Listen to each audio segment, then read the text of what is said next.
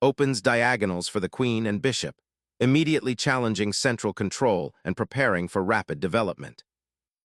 A classic Sicilian defense, immediately contesting the center's central square and offering asymmetric pawn structures for a dynamic game. Quickly developing a knight, towards the center prepares for kingside castling and puts pressure on black's pawn structure. Opening up a diagonal for the bishop and contesting the center with solid pawn structure, setting the stage for a dynamic Sicilian battle. Opening the center forcefully, white immediately challenges black's pawn structure and aims for rapid development, setting the stage for a dynamic middle game. Opening the center with this capture immediately engages the pawn chain and dictates the game's dynamic flow towards an open Sicilian. Liberating the queen's diagonal, this knight boldly occupies the center, preparing for rapid development and potential central pressure. Developing this knight immediately contests white's central knight and prepares for king's side castling.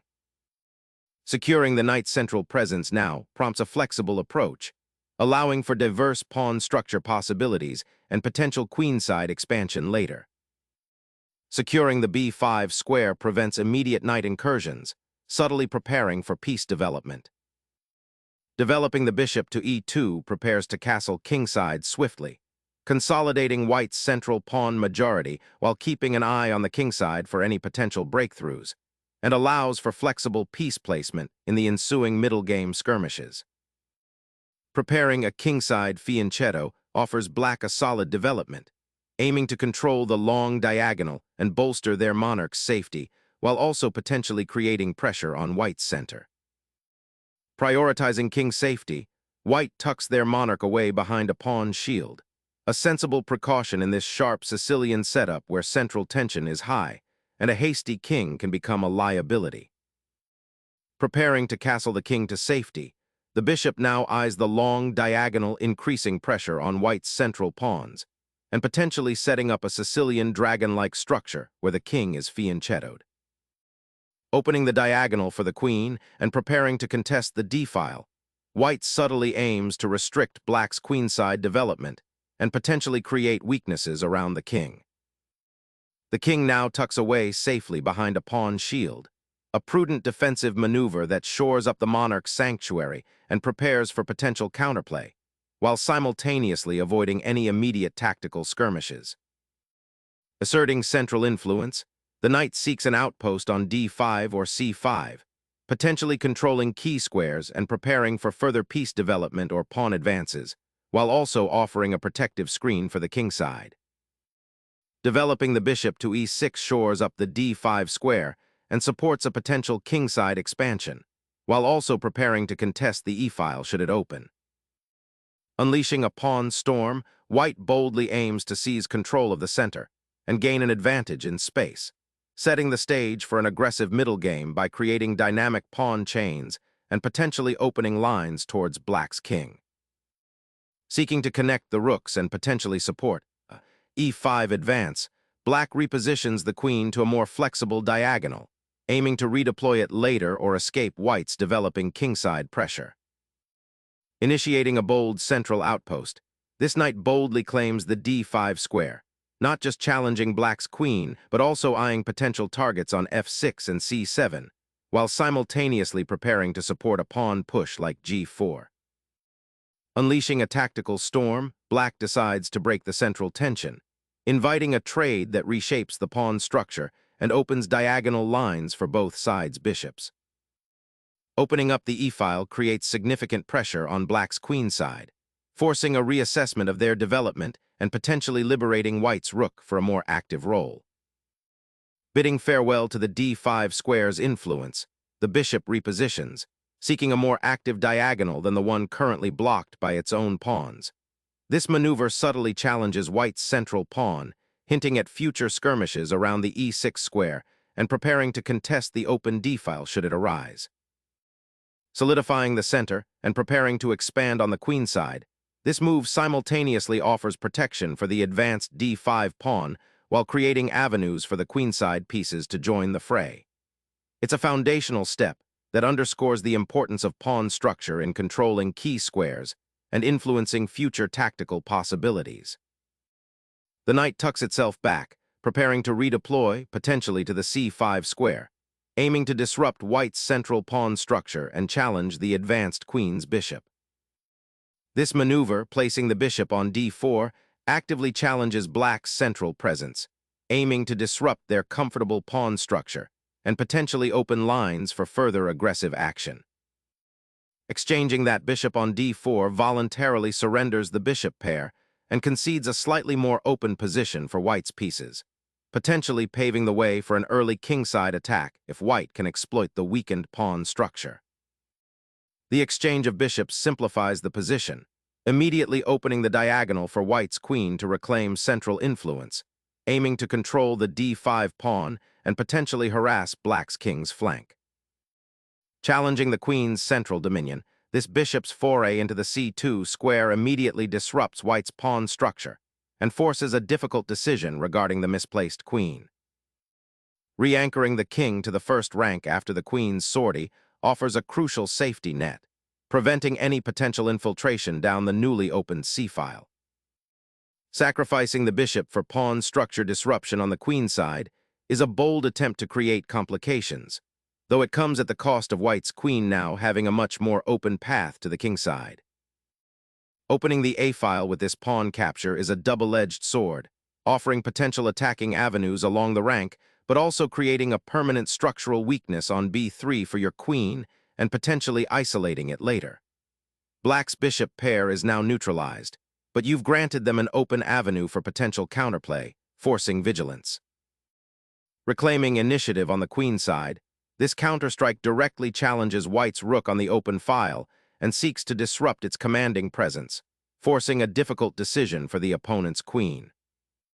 This repositioning of the queen from its previous cramped quarters on d4 to d2 liberates the d-file for potential pawn advances, whilst also eyeing the queen side and preparing for a more dynamic central engagement. However, it does relinquish some immediate pressure on black's central pawn structure, allowing their knight to achieve a more comfortable posting on d7. Seeking to unlock the queen side and challenge white's pawn structure, black boldly pushes through a pawn, aiming for active piece play and potential counterplay along the open file. Positioning the rook on the fourth rank aims to exert pressure along the open files and contest the file, potentially setting up an attack against black's queen side or preparing for an exchange that opens lines. Seeking to unravel white's queenside control, black boldly ventures b5, aiming to pry open the position and establish a foothold for their pieces. This pawn push injects immediate dynamism, challenging the rook on a4 and questioning white's spatial advantage. The move suggests a willingness to trade pawns for dynamic counterplay, potentially leading to an unbalanced game where black's active pieces might compensate for any structural concessions. It's a gambit of sorts, betting on the ability to create threats before white can consolidate their advantage or launch a decisive kingside attack. Asserting dominion over the d-file, this rook maneuver aims to disrupt black's queenside expansion and potentially prepare for future pawn pushes down the center. A daring repositioning of the knight, aiming to untangle the kingside pressure and explore the open kingside files, perhaps even eyeing a future e5 thrust. Initiating a pawn storm on the kingside, this advance immediately challenges black's structure and opens aggressive avenues, though it simultaneously weakens white's own king's pawn shield. Unleashing a pawn storm on the queenside, this audacious pawn thrust throws a wrench into white's carefully constructed central control, aiming to disrupt the harmony of black's pieces and carve out new avenues for attack. It's a bold statement, seeking to exploit the slight disarray in white's kingside pawn structure created by the recent exchange, and daring to challenge the bishop pair's advantage. Unlocking the d4 square for a powerful knight jump creates immediate tactical tension and forces black to reassess their defensive setup.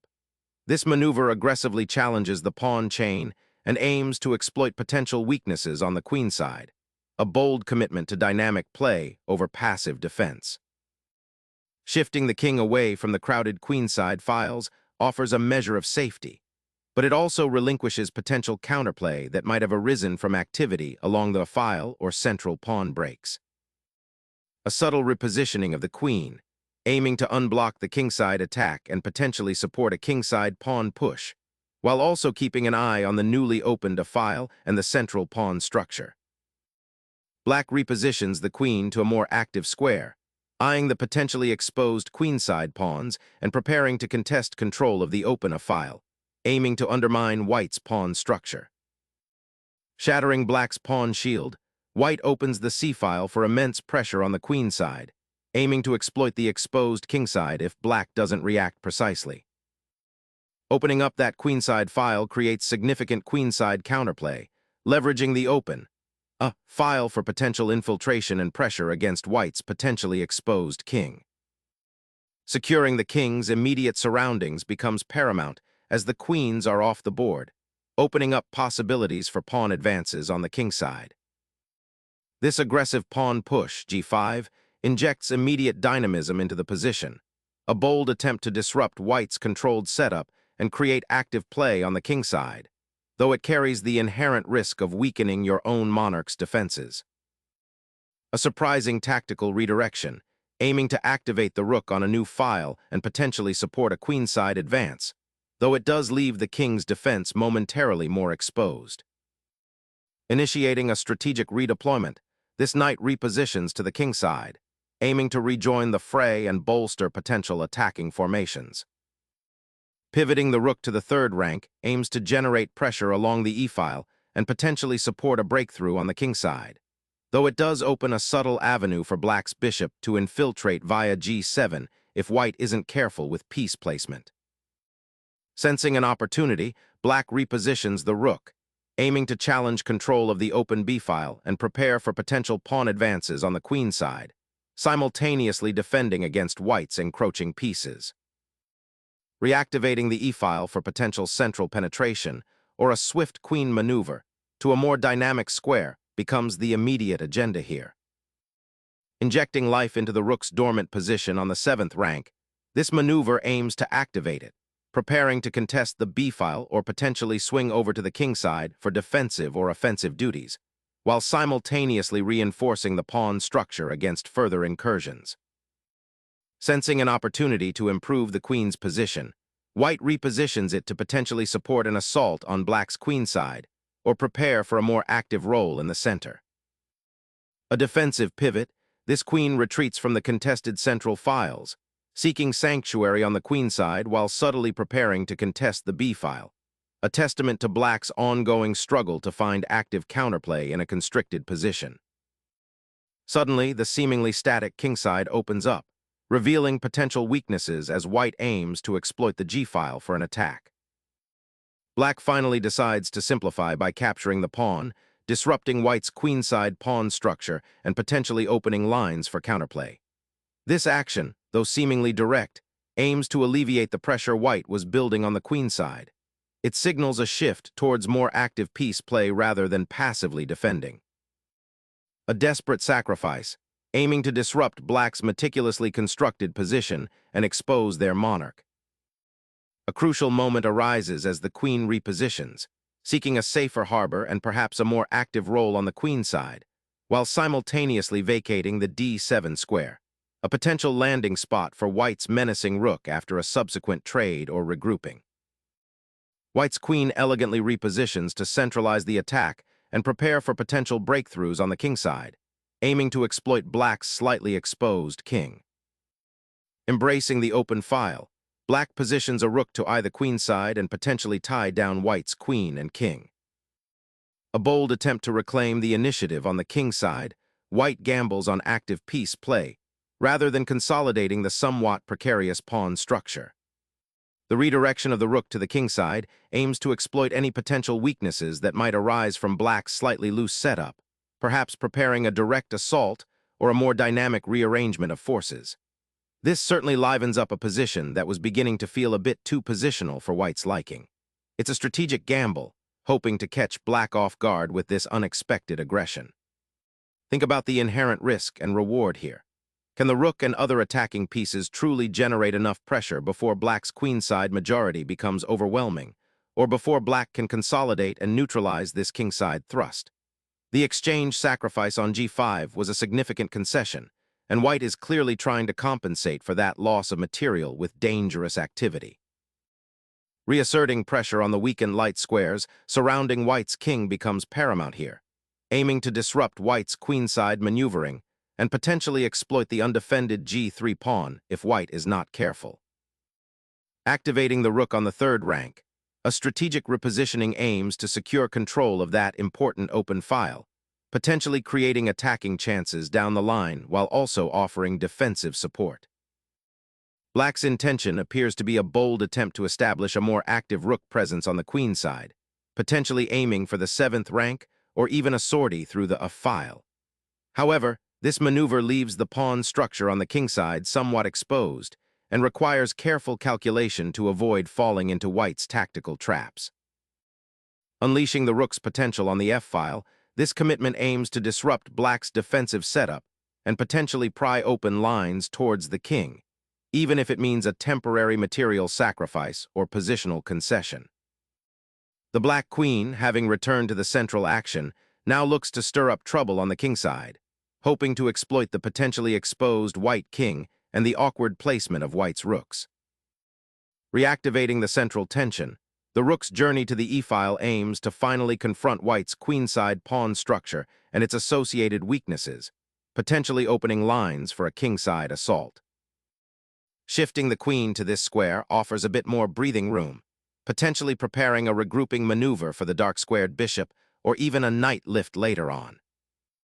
Shifting the queen to the flank may seem counterintuitive, but it cleverly prepares to unleash the rook on the h-file, targeting black's less protected kingside and potentially forcing concessions or a crucial pawn sacrifice.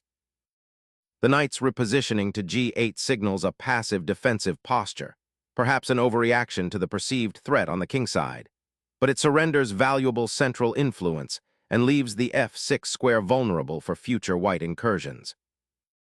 The rook's journey back to the kingside suggests a desire to reinforce the central pawn structure and potentially prepare for an attack against black's uncastled king, aiming to disrupt its defensive setup.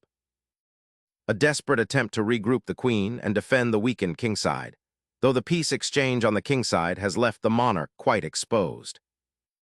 The monarch finds an unusually safe haven behind its pawns after a series of exchanges, yet the rook pair is subtly poised for a decisive push, aiming to crack open the queenside before the opponent can solidify. Shifting the rook to a more active square along the second rank now frees up the queen and prepares for potential counterplay on the queenside, aiming to disrupt white's consolidated structure. The rook's redeployment to the f-file aims to build pressure on the kingside, potentially supporting a pawn push or a piece exchange that favors white's initiative. Unleashing a queen's gambit, black risks exposing their monarch by offering this pawn, a risky maneuver in an already crowded center. Exploiting the open file with ruthless efficiency, the rook surges forward, aiming to dismantle the pawn shield protecting the black king and disrupt any hopes of active piece play. Unleashing the queen's offensive power, this check disrupts white's regal sanctuary, forcing immediate defensive considerations and potentially opening up pathways for further complications. The white monarch vacates the deadly diagonal, seeking sanctuary on the second rank, a necessary precaution given the immediate threat of the black queen and rook combination.